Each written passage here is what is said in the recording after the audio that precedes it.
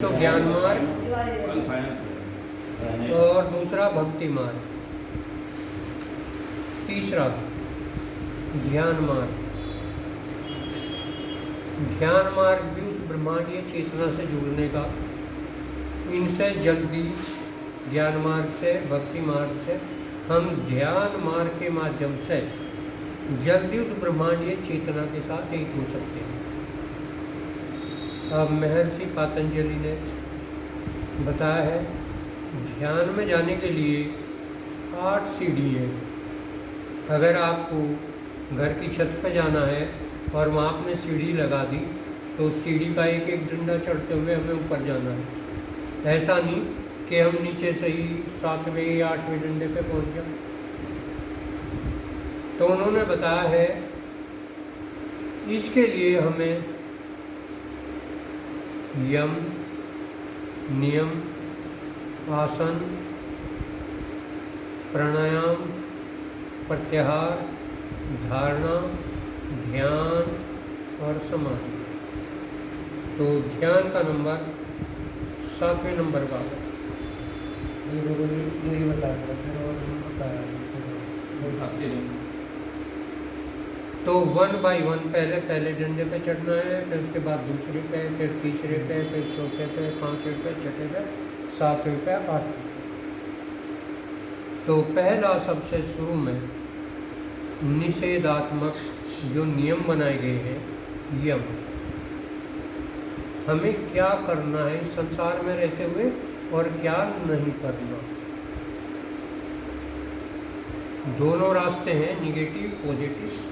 Negative हमें नीचे उतारेगा धरातल पे, छत पे से, और पॉजिटिव जो है वो नीचे से हमें ऊपर पहुंचाएगा। हम उस ब्रह्मांडीय चेतना से नीचे आ गए धरातल पे। अब अगर धरातल से ऊपर छत पे जाना है तो सीढ़ी के 1 बाय 1 करके आपको चलना है। तो यम के अंदर हमें क्या करना है और क्या नहीं करना निषेधात्मक है हमारे लिए। सत्य, सत्य का पालन करना, झूठ न बोलने कभी, चाहे कितनी भी मुसीबत, कितनी भी परेशानी हमारे सामने हो, लेकिन कहीं झूठ का सहारा न लो। अगर झूठ का सहारा लोगे तो हम धरातल पाएंगे, और यदि सत्य का सहारा लेंगे तो धरातल से हम ऊपर की ओर चलेंगे। दोनों काम बस सीढ़ी करेगी, नीचे भी वाई उतारेगी और ऊपर भी वाई चढ़ाएगी। तो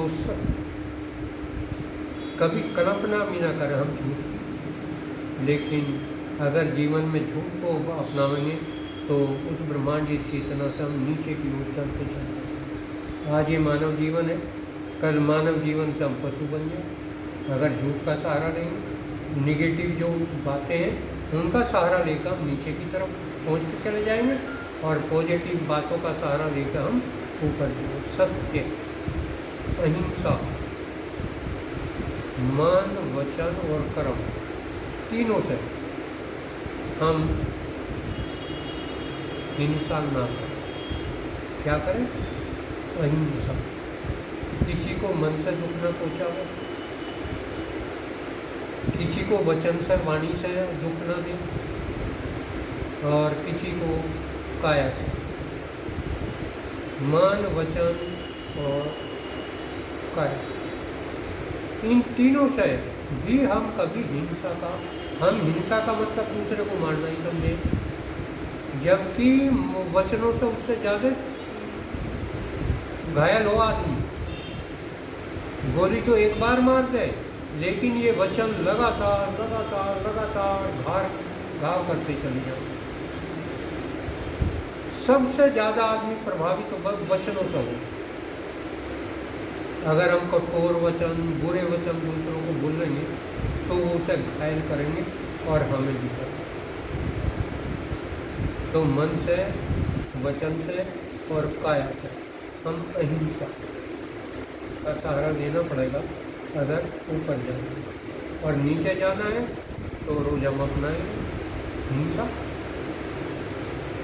तीसरा है ब्रह्मचर्य, ब्रह्म में आचरण। हमें उस रास्ते पे चलना ही पड़ेगा अगर ब्रह्मांडीय चेतना के साथ ऊपर जाना। चौथा है अस्तेय। अस्तेय चोरी न करना, किसी के माल को उस पर अधिकार न करना, चोरी का कभी सहारा न लें, बल्कि ईमानदार, जो भी करें वो ईमानदारी से करें। और पांचवा है अपरिग्रह। अपनी आवश्यकता जो जीवन यापन के लिए जरूरी है, वस्त्र, कपड़ा या रहने का स्थान या जो भी हमारे भोग की नियमित, केवल अपना जीवन यापन करने के लिए ही धन माया अपने पास रखें, भोग की सामग्री अपने पास रखें, उससे फालतू को हम दूसरों को देते जिनको उनकी ज़रूरत है।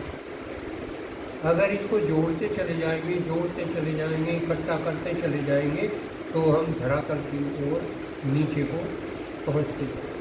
और यदि केवल अपरिग्रह उतना ही अपने पास रखें जितनी और आवश्यकताएं हमारे जीवन यापन के लिए, जीने के लिए, केवल वो ही अपने पास रखते हैं, बाकी दूसरे। जैसे जैन मुनि है, अब केवल एक कमंडल ही रखते हैं और अपने पास कुछ भी, ना धन, ना माया, ना माल, कुछ भी उनके पास नहीं। तो हम भी संसार में रहते हुए भी केवल उतना ही अपने पास रखते हैं जितना जरूरी है।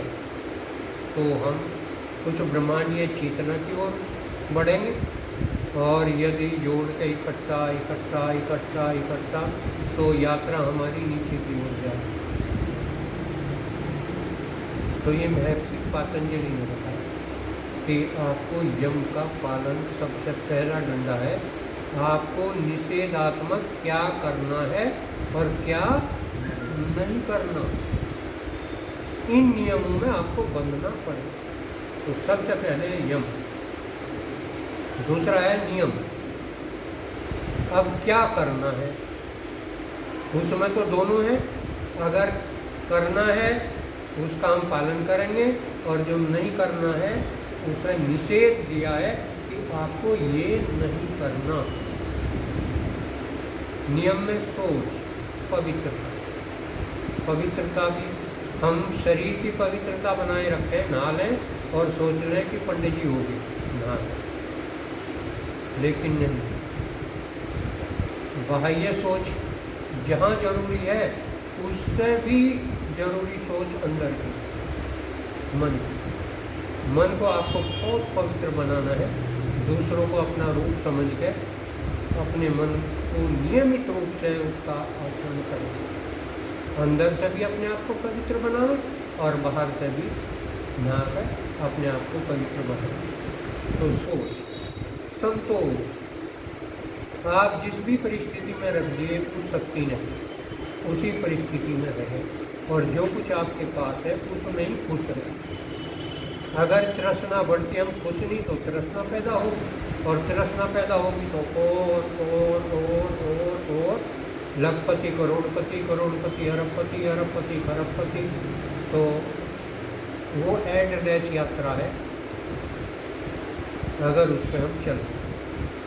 फिर हम ध्यान की बात ना करें, क्योंकि ध्यान होने का ही नहीं जब तक हम इन 8 दंडों का पालन नहीं करने के, तब तक हम उस रास्ते पर नहीं चल पाएंगे। संतोष के बाद है तप। तप का मतलब है हर परिस्थिति में सम, दुख में, सुख में, मान में, अपमान में, सर्दी में, गर्मी में, भूख में, प्यास में, हर स्थिति में हम सम रहें। उद्वेग पैदा ना हो हमारे अंदर, संवेदना पैदा ना हो। हर स्थिति में हम दुखी हैं तो उस रास्ते पे हम चल नहीं सकते। इसका नाम है तप। पहले भी मैंने बताया था कि ये 3 शरीर है, एक 5 तत्वों का बना हुआ, एक सूक्ष्म शरीर। तो ये शरीर अगर आपको शक्तिशाली बनाना है तो केवल प्रकृति द्वारा दिए गए जो भी खाद्य पदार्थ हैं उनका उसी रूप में इस्तेमाल करें जिस रूप में वे दी गई, तो ये शक्तिशाली बनेगा। दूसरा है सूक्ष्म शरीर जो इसे चला रहा, जो इससे शक्ति शरीर को सूक्ष्म शरीर से ही आ रही, तो वो शक्तिशाली बनेगा। अगर हम हर परिस्थिति में सम रहें, अगर